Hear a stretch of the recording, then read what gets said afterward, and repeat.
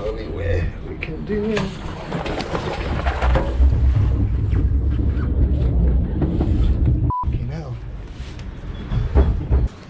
Oh, hello inflatable fans, I hope you're all well. I've had this Story kayak for around 2 years now. I was one of the first people to review this in the UK, and the Story kayak review is still one of my most popular videos for good reason. And I just thought I'd quickly go over what I think of this boat after 2 years worth of use. Now you can probably see from the condition of it, there's mud and all sorts and bits of stuff caked on it. This boat has had, it's had some good hammer. I've never been particularly precious in terms of cleaning it down.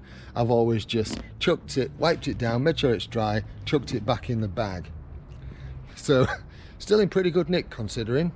There's been no issues with the valves, still inflates as it should do. I've only partially inflated it today, which is why there's a few wrinkles in it. Just for the purpose of this video, as I say, I only partially inflated it. The only issue I ever really had with this was the riser broke, so I had to manufacture my own, the splash skirt riser, just to make something else, just to give that a bit of a lift. And the seat, I find the kayak seats, most kayak seats are a bit naff and not very comfortable, so I do use my own. I'm going to talk about this in a separate video because these are brilliant. I've had a lot of fun with this boat, and I've done some pretty daft, if you like, crazy stuff with it. It works equally well with the fin, the pump still works fine, and the bag's great actually. Yes, it's a big boat and it stores down big, but the fact that it's got these casters on, in my very first outing with this boat, I carted it down the street because the River Foss is very near me, dragged it on these wheels, and that was my first outing in it. In one video, I carried this whole boat on my back on a bike, and then put the bike in the back of the boat, paddled 6 miles with it, and then carried the boat back home on my back on the bike. I've gone camping in it. If there's one thing I've learned about this Story kayak on this trip, it sure as hell can take a load. That big bag there, that's a 100 litre deployment Bergen ex-army. That is the bag that the kayak comes in. There's actually nothing under that little recess there. You've got 2 dry bags on the front, and then in the underneath storage compartment, firewood. That is really impressive. I've also used it with the skeg, without the skeg. It's been absolutely fine. And I don't have the skeg in. And the reason I don't have the skeg in was so that I could do that launch.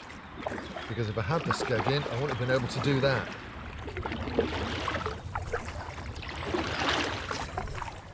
It's a cracking craft. Absolutely cracking craft. Yeah, really do rate this. For the money that I paid for it, I always recommend waiting until there's a sale on. But yeah, I picked this up in a sale for about 300 quid, 350 quid I think it was at the time, and they're still the same. Really well designed. This solid plastic nose and fin at the front is the same at the back, and they're really useful functions because they just allow you to nose the boat up to places where you would maybe be a bit more cautious with an inflatable front. That's had a bit of hammer, but yeah, that still works fine. The drain plug too. It's very good. I'm going to flip the boat over now. Oh, but before I do have one tip. I still use the original footrest. I know some people have fashioned their own different ones. This is the one that came with it. It's a Velcro strap, basically like this, and a lot of people find these quite hard to find them faffy and not very functional. However, what I actually do with it is wrap it through there, and then it makes it stronger and feel more robust. Why did I want to flip it over? I just wanted to show you the underside really. It's still in really good condition, and considering I have, and you can see here, some scuff marks there, and a kind of bigger scuff mark here. This is from where I dragged the boat when I was kayak camping on Pocklington Canal, and I dragged it across the mud and turf. Yeah, it's a tough old thing, is this thing. Now, I've got 10 at the moment boats, and I still go out in this one. Today, I've used this one specifically for a 15-mile trip, lock to lock, 16 miles actually, lock to lock on the River Ouse. The reason I picked this one is because it's the fastest out of my little fleet. Yeah, it was the ideal boat for the job. I still have the same issues with it that I had in the early days, and I still want to say about this, it does feel a bit more tippy, and I am really used to the more stable hybrid crafts now. Because that's got a narrower base, flat base, it does feel a little bit more rocky on the water, and it is one of the least stable out of my crafts, but that doesn't make it an unstable boat. It just means it feels a bit more unstable, and so long as you are not crazy with it, you'll get on fine with it. Because what happens is, you see this bevel here, so it sits flat on the water there, and then as the boat rocks, if it rocks a bit too far, it then hits this pontoon side here. You can see where that tucks in, and you're hitting the pontoon side, and that is your sort of like second stop. As long as you don't go, as I say, and do anything really stupid, you really shouldn't have any issues. Yeah, love it. I still rate this boat highly, still think they're really good value for money. And if you're looking for one and you're not afraid of a boat that has a bit of a tippy feel, it's a good choice.